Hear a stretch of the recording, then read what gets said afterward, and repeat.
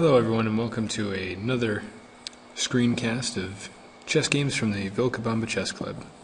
This game was Tuesday, July 26th of 2011 in the Vilcabamba Chess Club in downtown Vilcabamba. It was played between Cort and Tyler. Cort was playing the white pieces and Tyler played the black. It's a pretty long game, so we may do this in a series, and I'm going to go ahead and get started. These are two very young players both learning to play. So here we have some pretty standard, pretty solid opening moves. Four knights game. Four knights Italian variation. And after d3, black should castle. But black decided to pin the knight. This second move of the bishop denotes a loss of tempo by black. If he was going to pin the knight, he should have done that in the first place when he moved before d3 was played. So to this, white responds, "That's okay. I'll make you move it again."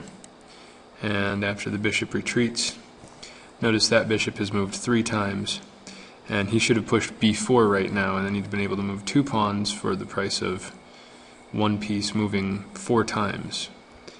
But instead, white goes for the pin on the knight on the opposite side of the board. Same idea, move it or lose it. And white decides, well, I'm not going to put my piece out there for no reason, I'm going to take it. So the queen comes back, and here white's getting ready to castle on the queen side. Now b4 is still a very good option, and castling on the king side is very attractive also at this point. The problem with queen d2 is that the knight is still pinned, although he's not pinned to the king anymore, he's pinned to the queen. The bishop is a nuisance on a5, and b4 should be pushed. After castles, b4 again is a good option for white, but instead white missed that bishop sitting out there, just kind of forgot about him, I guess. Moves his knight. Maybe he was thinking, I'm attacking his queen, he's attacking my queen, it's an even trade. The problem is white missed the fact that his queen gets taken with check. So after bishop takes queen check, knight takes, after knight takes d2, black's queen can move, which it did. Not to the optimum spot. Black's queen probably would have been better on g5, attacking the g-pawn, cutting in behind white's pawn wall. Would have been a good place for black's queen to go to. On d6, black's queen is holding in his own bishop by restricting the movement of the d-pawn.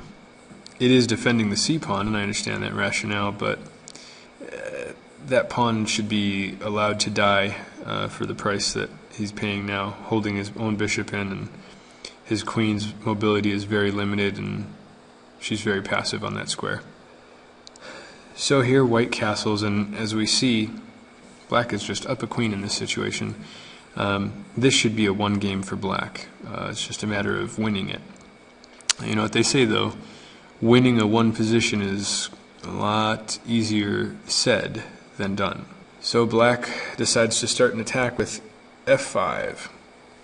f5 is a bad move in this situation because it leaves the king exposed on the a2 g8 diagonal. The white bishop on c4 is breathing fire on the king now after the treacherous pawn move to f5.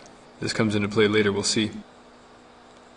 Here the knight moves to a5, attacking the bishop, and the bishop can move to a2 and still be just as effective, and the knight on the side of the board is not very effective on a5.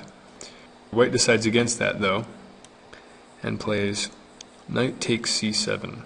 Now this is not an optimal move for white, although it does uncover the check on the king.